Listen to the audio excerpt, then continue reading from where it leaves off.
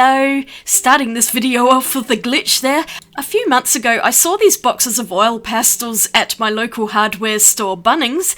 They were $10 each and I thought they'd be fun to do something with, so let's get into them today. I have never seen these boxes before or since. They're by a company called Boyle. I looked them up and it looks like they're an Australian wholesale company. And I'll link them in the description below because these are not exactly easy to find anywhere. But the blue box are bright colours and this purple box are pastel colours.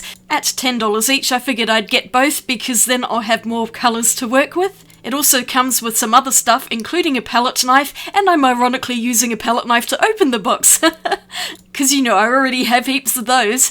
But let's pull it out and see what's inside. It's a whole kit, and it comes with a lovely little picture frame to fit a 5x7 picture. There's some instructions there, but on the back are all of the rest of the items, which include 8 super soft oil pastels, some masking tape, and a little palette knife. It's not looking too bad so far. I do like a little crafty kit like this. They're always so much fun to open. That's assuming I can ever get the plastic off. There we go, much better.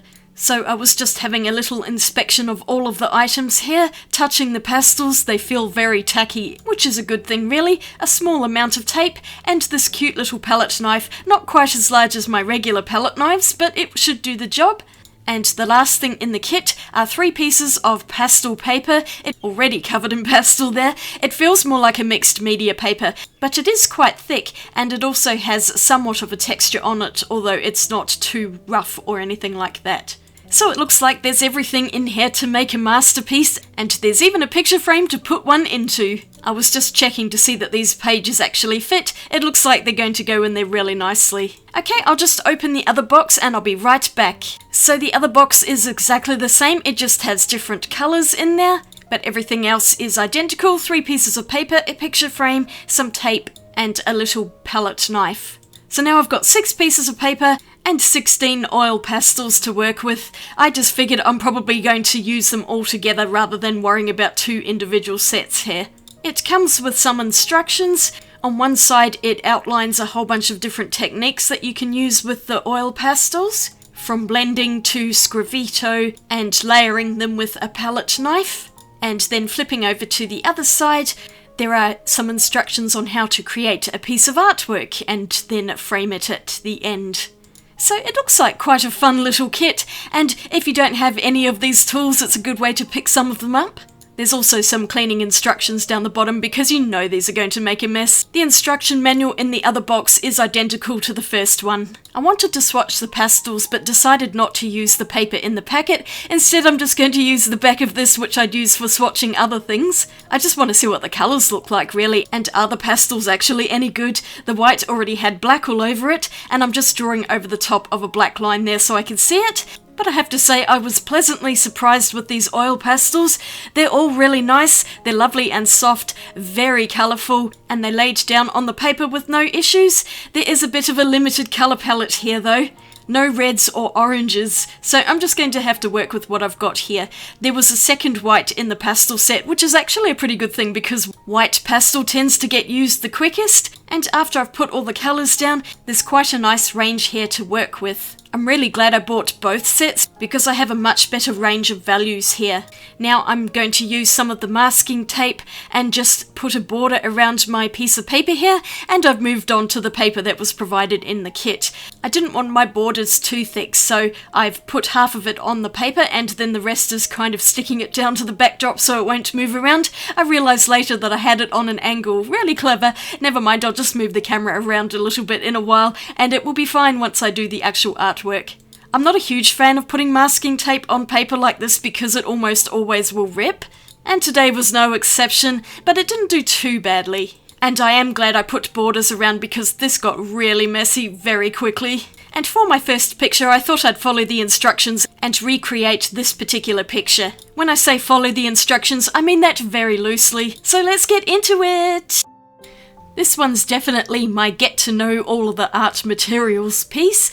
I started out by lightly colouring over the paper, and I added that darker blue around the edges to get more of a vignette effect. I tried using a tissue to blend everything, and that actually worked quite well until the tissue started breaking up and pilling everywhere, so I switched to cotton buds for blending, and I'm just trying to make this as smooth as possible, but you can see it's still a bit patchy in the middle part of it. Adding more pastel really did help this, and you can see I got a nice smooth blend around the edges. I noticed that some pastels were more blendable than others, and I was trying to blend it with the palette knife there, not very successfully, so I just kept adding stuff onto the paper, a bit of white and then more of the light blue, and now I'm drawing in some lovely grass at the bottom. You can see the texture of the paper is coming through, and my blades of grass are looking pretty patchy. I was also trying to get the hang of this palette knife with the pastels, and I kept scraping off the pastel from the paper, which I guess is technically sgraffito, so we'll just say that's what I meant to do. I think at the beginning here I was just quite hesitant with using the palette knife, which is why you could see me drawing with the pastels quite a lot. I did get a bit braver here and I started scraping the pastel with the knife and then blobbing it on. That worked out really well. These pastels are indeed lovely and soft, and they worked perfectly for that technique. I also used them just to draw straight on the paper, as you can see. And I was just layering on different pinks, some white and a purple to add some variety in the flowers, and I drew a little yellow sun up the top. In the reference picture it has an orange sun, but there is no orange pastel, so yellow's gonna have to do. And then I just spent some time trying to blend bits and scrape stuff off. Oh, what a mess I was making here. But it's a practice piece, and I just wanted to try as many techniques as I could manage to see what felt best for me. And a bit more palette knifing there to finish it off. I'll just peel off the tape. This one actually came off quite nicely with minimal ripping, and here is my finished piece. You can see it's quite textured from all of the pastel that I layered on there. It's a bit messy, but I do like the colours in it. It's very spring-like, which is perfect for the Northern Hemisphere right now. On to my next one. And because when this video goes up, I think it's Easter. Happy Easter to everyone, by the way. I thought I would do an Easter-themed picture, and I'm going to draw a nest with some eggs in it. Yeah, I didn't have a dark brown, so I'm basically using a light brown and a black, which kind of worked, but you can see already how messy this is. And then I started drawing in the eggs, quickly realizing that I'm not going to get lovely smooth colors because the paper is very textured and the oil pastels were going down very messily on this first layer.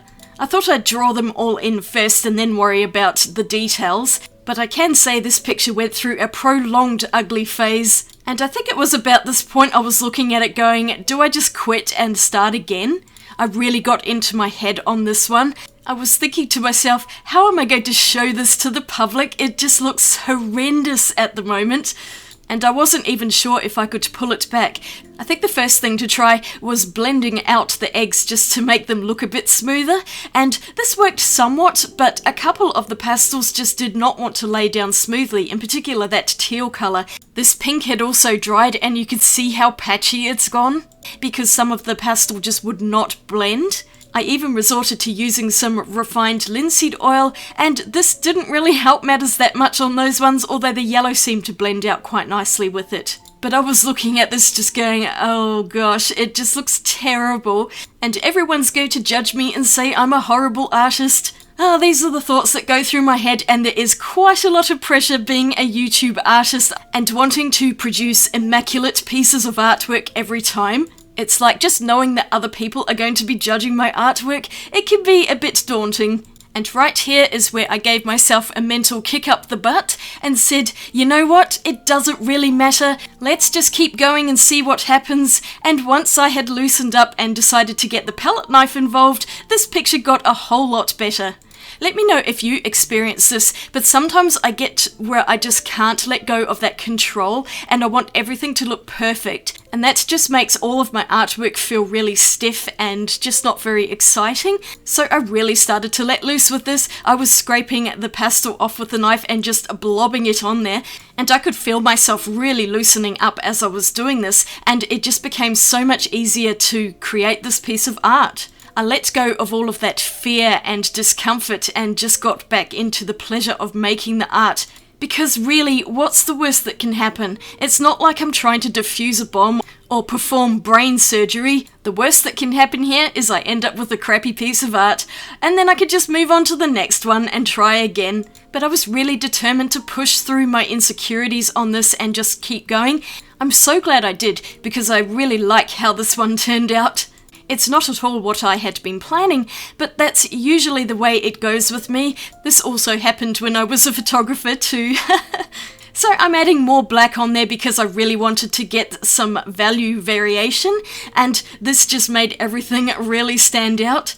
A little bit too much in places, so I did blend it back with some of the lighter colours. And I'm just chucking on random colours over the eggs, a bit of white, and this is pretty much how the whole thing came out. Just peeling the tape off, and yes, it did rip the paper a bit more on this one, but how cool is this? I love it so much. It's a much more abstract version of Easter eggs in a nest, but I just really love the texture and the movement. So I'm going to do one more using only the palette knife, and I had black all over that pink, so I scraped it off and started again.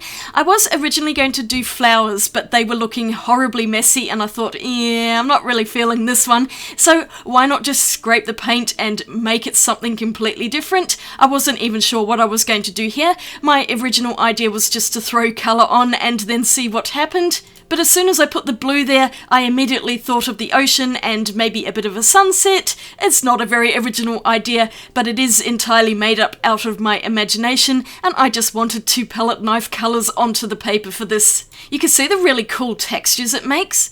And I don't use a palette knife enough in my artworks. It really does make everything so much looser and more textural, if textural is a word. And it's just so much fun. I highly recommend doing this exercise. If you've got a palette knife and some oil pastels, it doesn't matter which ones they are, just something that's nice and soft, then you can do this activity. My strong advice is to just let go of the need to be controlling.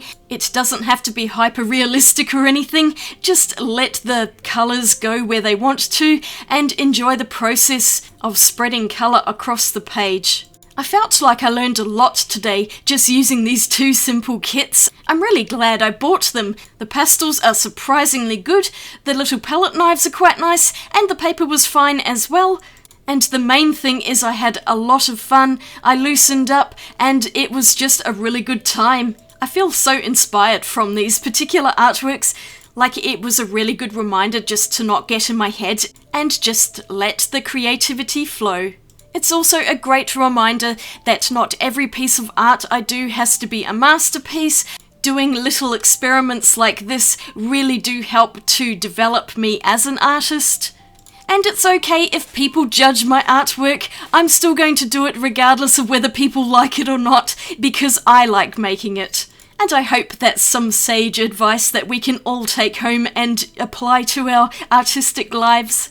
This picture is such chaos, but I love the colours, and I just kept layering the pastel on top of each other until I was happy with it. I decided to put some rocks in the foreground there just to break it up a little bit. It's very abstract, but you can kind of see that it's an ocean scene with a very colourful sky. The tape absolutely shredded the paper on this one. I was gutted, but never mind, I'm just going to rip it off, and here we have the final piece. Probably my favourite one of the day. I just really love the colours in it, and also that grungy texture. So I'll show you all three pieces that I made today. And I like them all, but the two original pieces I did are my absolute favourites. I think those two work really well together as a pair, even though they're completely different subjects. I'd love to hear in the comments which is your favourite, or if you think they all suck. That's okay, I can deal with that today. And I made such a mess of my desk, and all of these pastels are totally out of order. So I know it was a good art session when my desk ends up being a complete mess. But there's one more thing, that's putting them in the two frames that came in the kits. And they don't actually have glass on the front, which is really great because this oil pastel is so sticky and it needs to air dry. I don't have a frame for this one at the moment, but that would have looked quite pretty in one too if I just lay it like that. I had to put my two original pieces in the frames though, because I just really love the colours of them. I'm quite proud of those. And here's what they look like on a side table in my dining room. They're really colourful and cheerful. I like them a lot. The white frames are lovely too. I found a mini easel to put the other painting on so it's not left out, and these are all three that I did today. So it's a quick and easy way to add cheer to any room. And that oil pastel is absolutely embedded in my desk, so I'm going to have to scrub that clean. I found this old Ferrero Rocher box, and I'm just going to put the oil pastels in here because I just want them to be somewhere that's a little more compact than in those two black containers that they originally came in. I'm probably just going to chuck them out, or maybe I can recycle them. We'll see. But they're very large and cumbersome, so I think they just need to go. I might keep the cardboard boxes for a while though, because those are really pretty. But I'll find somewhere to store these with my other oil pastels that I have, and I've got a couple of tapes here now, along with a couple of palette knives that I'm sure I'll use a lot. And that's everything I have for today. So these kits were fantastic. I had the best time with them. I've never tried palette knifing oil pastels before, and now I really need to do that. I have 3 more pieces of paper as well. Thank you so much for watching. I'd really appreciate a thumbs up if you enjoyed the video, and you might want to click subscribe for more videos. Here's a couple of other oil pastel videos I've done in the past, and I'll see you all again really soon in my next video. Have a great day out there. Swatch you later. Bye!